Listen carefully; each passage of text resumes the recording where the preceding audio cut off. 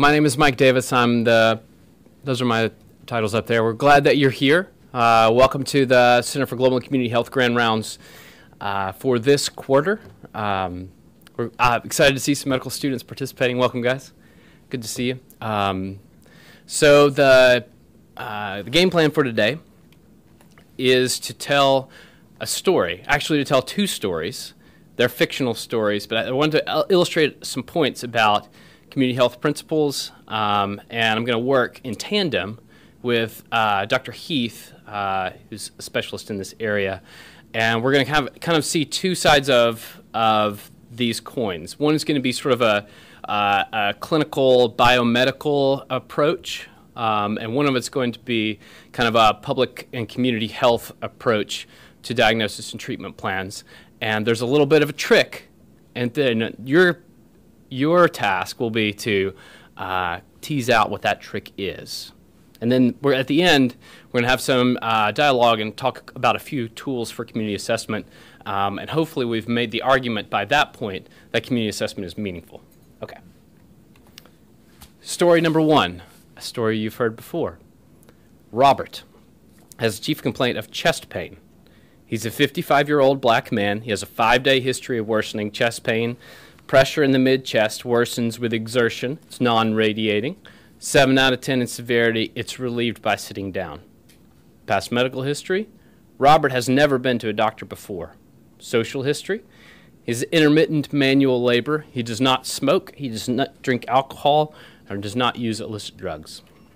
His physical exam. He's afebrile, a little tachycardic, normotensive, and he's oxygenating normally on room air. In general, he's mild distress, non-toxic tachycardic, no murmurs, rubs, or gallops. His lungs are clear, and his abdomen is soft and non-tender. There is Robert's ECG and troponin. All right. Do I have a volunteer from the audience to make a diagnosis for Robert? Acute myocardial infarction has it from the back. Oh, sorry, there's his chest x-ray, a part of his initial chest pain evaluation, okay? Inferior MI from the audience. There's Robert. Not really, okay? But that could be him, all right? All right, we've got our diagnosis from the audience. Now we're going to look at this. So, all right. So no, this is not the glycolytic pathway, but it tells you the story. So what's behind the presentation of this patient? And I think that's that's one of the topics of discussion we often refer to as the social determinants of health and disease. And if I can just kind of walk you through this, generally speaking, so I function and have been trained as an epidemiologist, and so I was hoping to do this on a kind of like progressive disclosure. So I, overwhelmed you with the whole load, but let's see if we can kind of take this apart. So if we look at classic epidemiologic assessment, we look at data, health status disparities, for example, morbidity and mortality. And we can see that, in this case, Robert number one, is greater risk, although he comes in, obviously, with an acute event. So at that point, obviously, you have to deal with issues to take care of that in the case of an acute myocardial infarction. But we can look at morbidity and mortality, we can look at health status, and we can see these disparities in our epidemiologic data. So Robert 1 could be a typical patient coming from the urban center here in Chattanooga or Atlanta or anywhere else in the U.S., or, quite frankly, in most urban centers now throughout the world, for that matter. But in this case, we have some factors that are probably at least somewhat related or associated with the fact that he has presented with this disease process and at this acute. And that could be what we call, we can look at the social, we can look at the environmental, we can look at the cultural, we can also look at the individual characteristics, and we'll kind of break that down. So, why didn't Robert ever see a doctor? And there's probably multiple reasons for that, but quite frankly, we have issues of racial segregation and racial discrimination, or if you will, racism per se. And that may be based on socioeconomic status, but it also, no question, in the United States and other places in the world, it may be deal directly with racism. What kind of social support network does he have and social cohesion? And what are those social norms and that in terms of health behaviors, in terms of healthcare seeking behavior, and those kinds of things? So, you can probably understand that these are complex things that obviously are antecedent to his presentation, let's say in your office or in the emergency department. We also have issues of both social and environmental and behavioral exposures. And that could be, and for those of you who aren't familiar with our city, there are multiple Chattanoogas, and there's not just the riverfront and all the high-end building and so forth. Go to the south part of Chattanooga, go into Alton Park, Piney Wood, East Lake, these places, and you'll see that there is something that we can call environmental injustice. We have, exposures. If you know Alton Park at all, you'll know that there's been a massive remediation. It was basically Superfund site to clean up Chattanooga Creek because of the industrial, and we've had to remediate the ground. And you know very well on the south side, the high-end south side, and near Maine, we recently had a lead exposure outbreak because of contamination in the soil, and that's being remediated in places, So anyway, the point of the story is these social determinants are really important. When it gets to the individual level, you have these cultural factors, these environmental and socioeconomic factors that play into as to whether or not the person gets the kind of health care and so forth. And you can see these things driving towards these particular health outcomes. Well, then here's the provider. Here's you. You come with a certain set of knowledge. Hopefully you've been trained well to diagnose. Picked up the EKG, you picked up the signs and the symptoms, and you could do that. But what's your attitude towards Robert? Are you going to blame the victim? Are you going to, why didn't you live better or whatever? No. But I mean, attitudes, practice patterns, have you, and then what's your communication style? And are you culturally competent? Are you, so let's say you treat this patient. You're able to, do your cardiology consult, and indeed, they go in and do a cath, and you put in a stent or whatever, and now you're going to follow him up. What are you going to do? Where does he go? Where does he live? Have you asked that question? Those are the things that, and do you understand that perhaps, he's got elevated LDL that's really, like 190 milligrams per deciliter, and we're going to have to put him on a statin. And you know what? He doesn't have any insurance, and he can't afford this drug.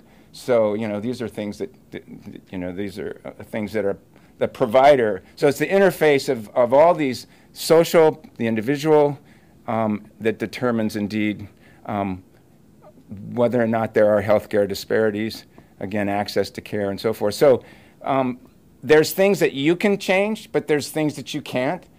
But you can also, as a physician, influence the social and political and the system policies that exist within your organization, for example, in staffing, looking at insurance and if you will, safety nets for such patients and so forth. So this is, there's more and more in the terms of the literature as to what the role of social determinants are in terms of these health outcomes, but we all know that they play a significant role, even though they're outside the medical experience, outside the clinical experience per se, but they in terms of managing a patient, and I know most of our faculty know this already, going forward. But there are ways of assessing these kinds of things, asking the right questions of the patients. What kind of support do they have? What kind of transportation issues do they have? Where do they live? You know, a technique that we've used in the past for you know, identifying areas, let's say if we want to increase physical activity or we want to increase healthy eating, is we do something called walkscore.com. You can just put in the person's address and you come up with amenities that are within and how close they are, whether or not there's public transport, whether or not there's a park or a school and those kinds of things. So anyway, that's the tip of the iceberg. We can go much deeper than this, but that's the case with Robert number 1 and what's behind him coming in with this MI. Yes. All right. Keep him in your mind. Next, Robert number 2. His chief complaint is chest pain. He's a 55-year-old black man with a 5-day history of worsening chest pain. It feels like pressure in his mid-chest. It worsens with exertion. It's non-radiating, 7 out of 10 in severity. It's relieved by sitting down.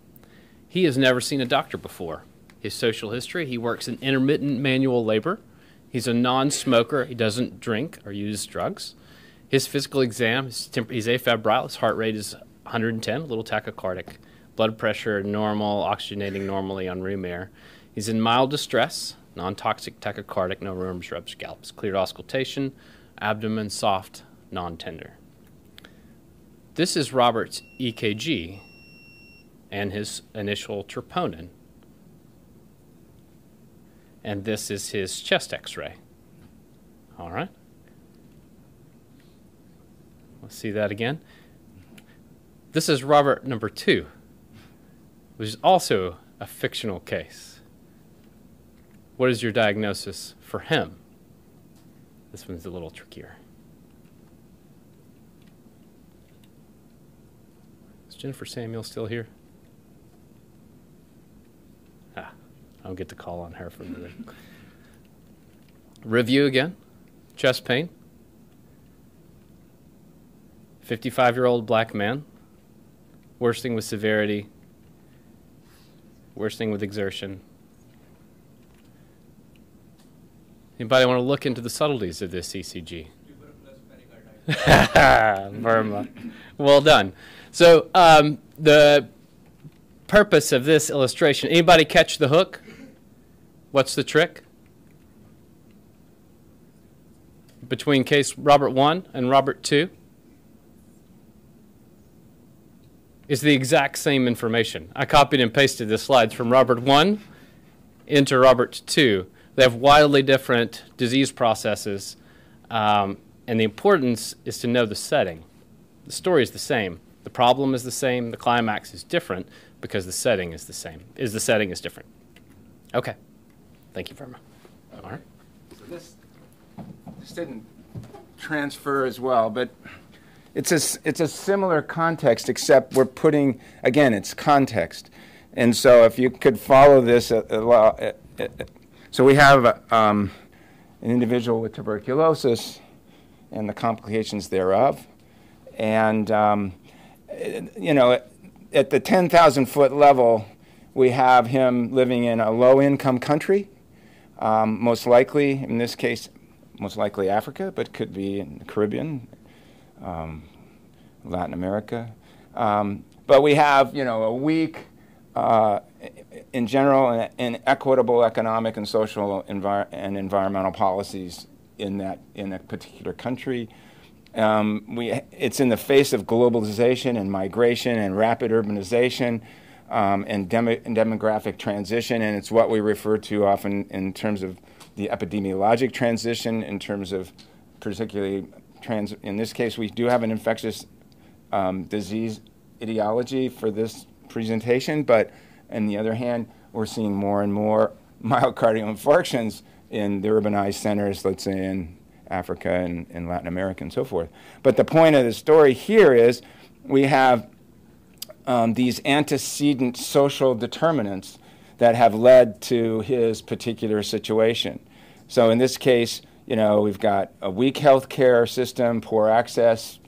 This person's never seen a doctor before, probably lives in a remote village perhaps, or and then so we have poverty and low socioeconomic status and low educational status, which means that their healthcare seeking behavior is going to be a whole different ballgame.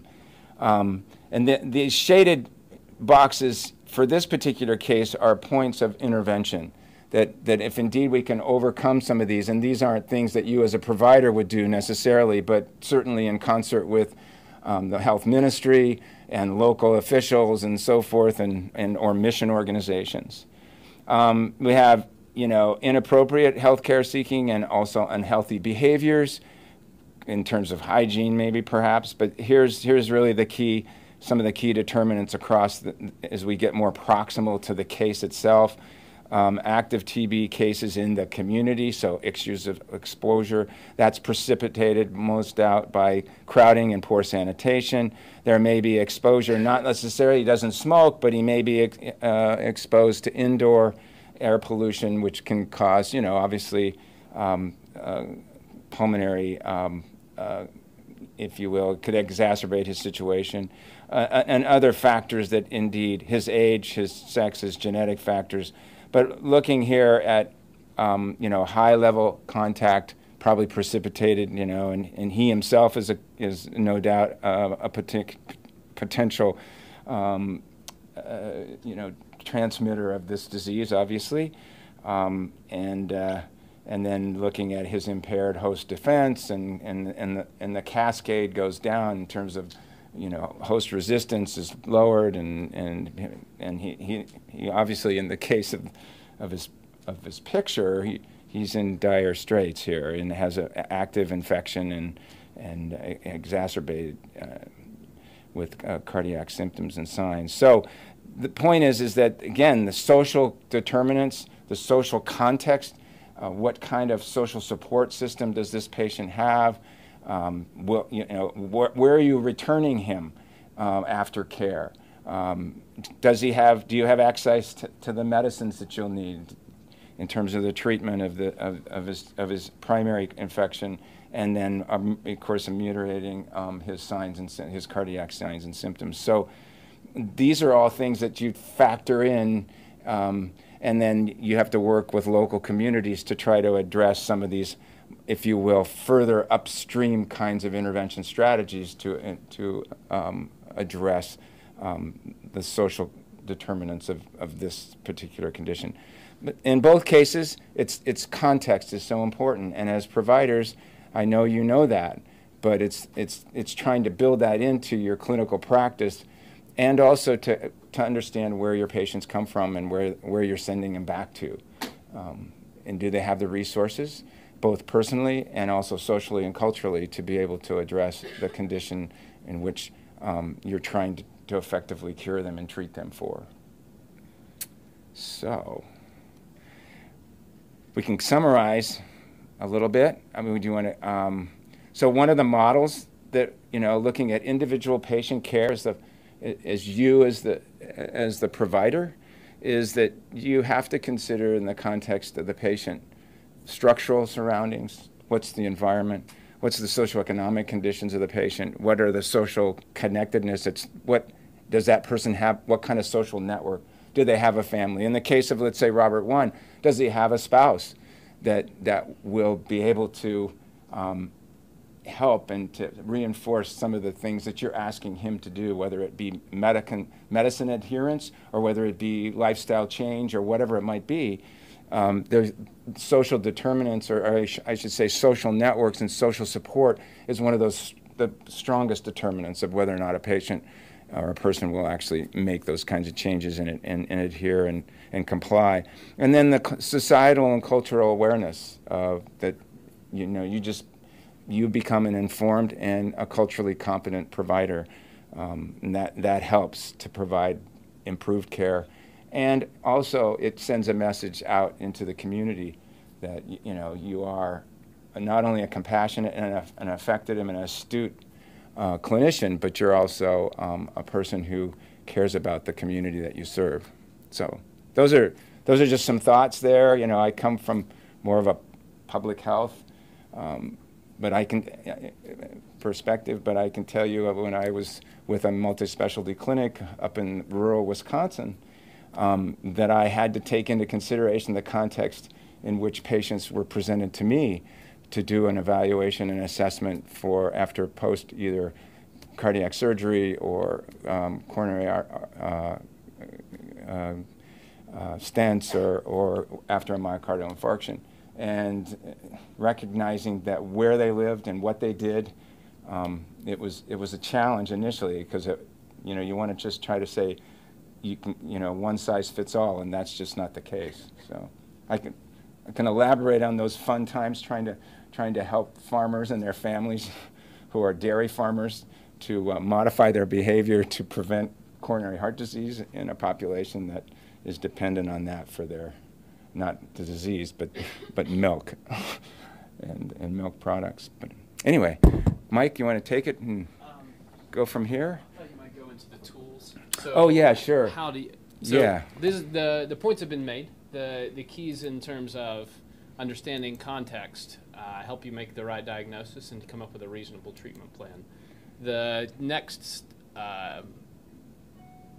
question that comes to your mind is how, or what's a fairly simplistic tool that I can use to help make an assessment of the community in which we live and work, or in which we are visiting, in a way to I can understand that the pretest probability of someone with chest pain in the Erlanger emergency department is significantly higher to be an acute myocardial infarction.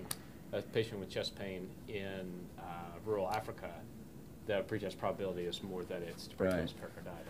So how do you know those things? Mm-hmm. So. Yeah. So there are some tools that can be used. This is Health Leads has created a screening toolkit. This has some instruments in it that you can, you know, and we can make that available.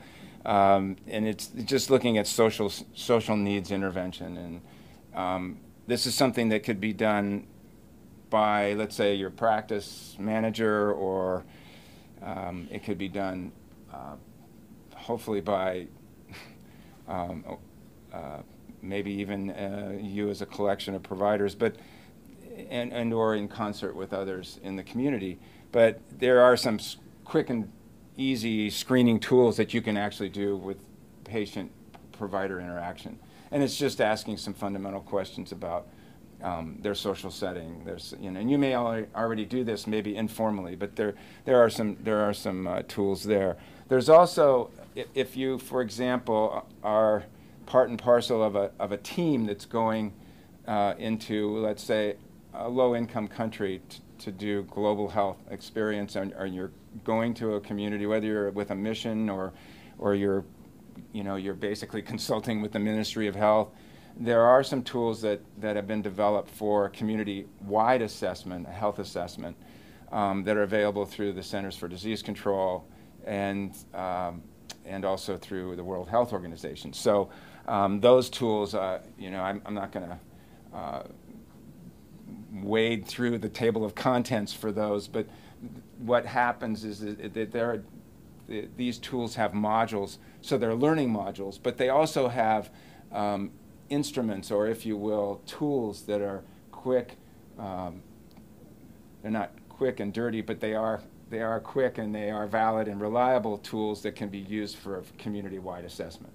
But that would be something that not you as an individual provider would do, but as a team leader or as a member of a team that's going to be responsible for a particular community setting, and to understand what the social and environmental and economic and educational issues are across your community, so that you just have a better idea of to where your patients are coming from and what resources you have in which to show them or to refer them to. I mean, in our city here, for example, in regards, let's say, to management of cardiometabolic disorders, let's say you know, type 2 diabetes, or people who are glucose intolerant and at risk for those, you know, and you know, the primary goal initially should be to get these people to make lifestyle changes. So the question is, do they make them in your office or in your exam room while you're talking to them, and you give them a Newt Rockne and they go out and change? That usually doesn't happen. So the context, though, as a physician, you have the power of suggestion and not control, but you have an opportunity to set the pace. But what you need to realize, for example, in this community, is that you also have resources available to you. This is not something that you have to, or the patient has to do by themselves or alone. So there are faith-based organizations that we've worked with. Depending on what your persuasion is, but also too, we've worked with other sectors within the community. So, for example, Parks and Recreation have programs for persons with disabilities, for example, that would get people engaged, and it's low cost. Obviously, if you have a middle income or upper middle income patient, there's the YMCA that we've partnered with, and they've got a number of programs available that way. So, and what we're trying to do in the context of for lifestyle change anyway, just from that perspective, here in EPIC is we will have a vital signs, if you will, lifestyle vital signs. BMI would be one of those things, yes, but also physical activity. We have a quick healthy eating index that we hope to put into place, and we'll get these into EPIC. They've promised us that they will work on these in June. Then we also will have and built in some of these resources. So depending on where your patient lives, we will be able to generate resources for them so they know where they can go and where you can send them and participate. And in some instances, some of these places will actually, just like you're being referred to a subspecialist, you're referring your patient, they will give you feedback. And they'll do that in the form of either an email or a text or something like that, if that's what you desire. So that's part and parcel of connecting you, your patient, with the community resources that are there. That's just one example of recognizing one that we've done some inventorying of resources, and we know it in our community, and you would do the same wherever you are going. So even if it's in a low-income country, there are resources that then you need to know, and so forth. Questions or comments about that? I mean, does this sound too unrealistic, or is it too simplistic, or is this something that resonates with you, or is it something that and something that you want to know more about? Because we would be more than happy to supply you with more than enough reading material if you need that. But more importantly, is that we hope to provide more didactic instruction in some of these things along the way. Not necessarily in a rounds like this, but maybe in a brown bag, where we do some journal reviews and go through, like, for example, this social needs assessment kit or screening toolkit, those kinds of things. So, any comments? Questions?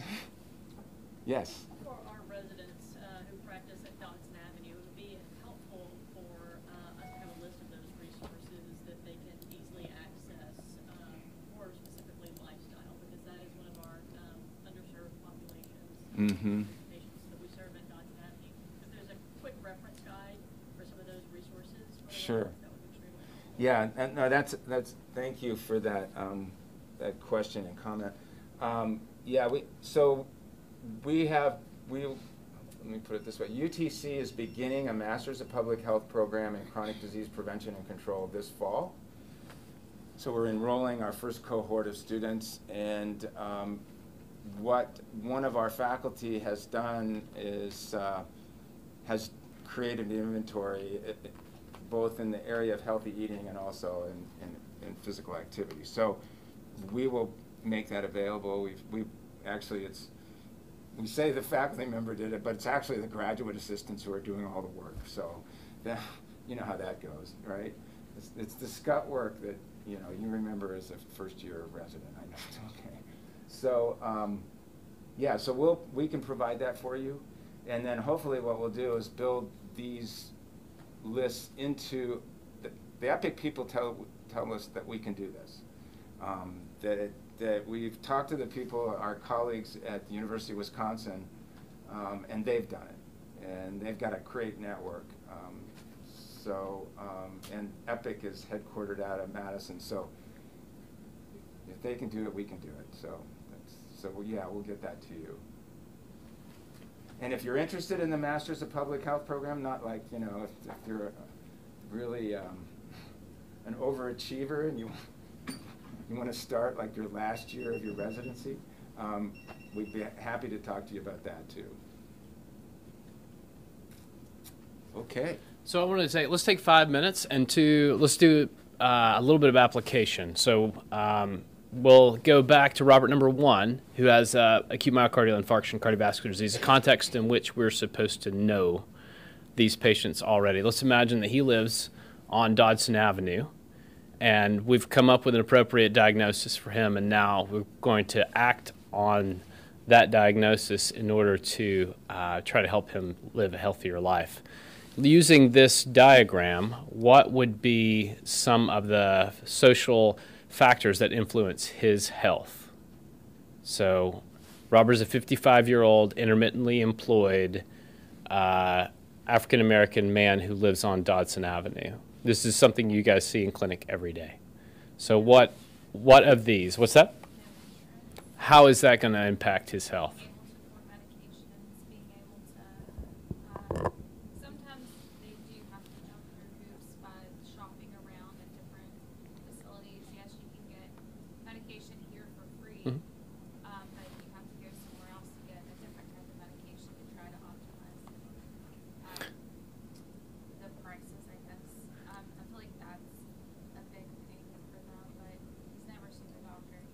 Mm-hmm. I don't know if he has transportation intermittently. There could be, I don't know, there could be a lot of things. So what as a global system can be done to improve the streamline his access to care? That's the question. So if his problem is I don't have insurance, is there a resource base for which to get him medications and access to care?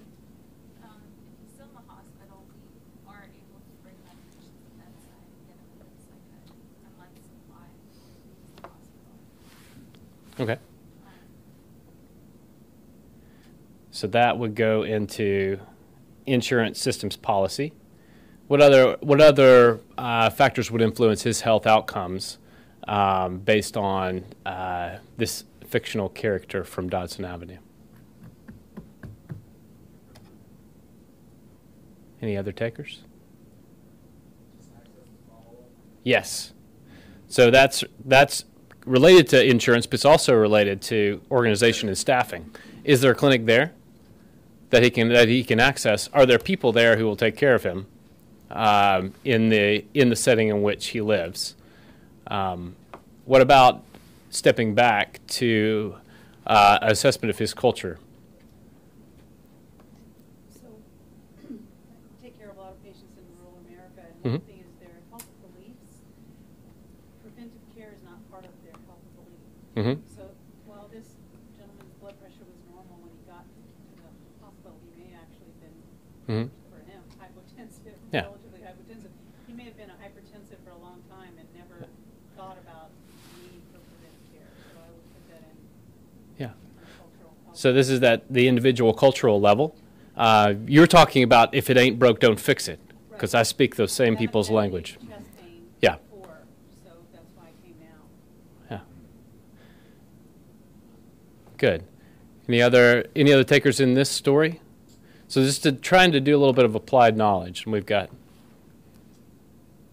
one more minute.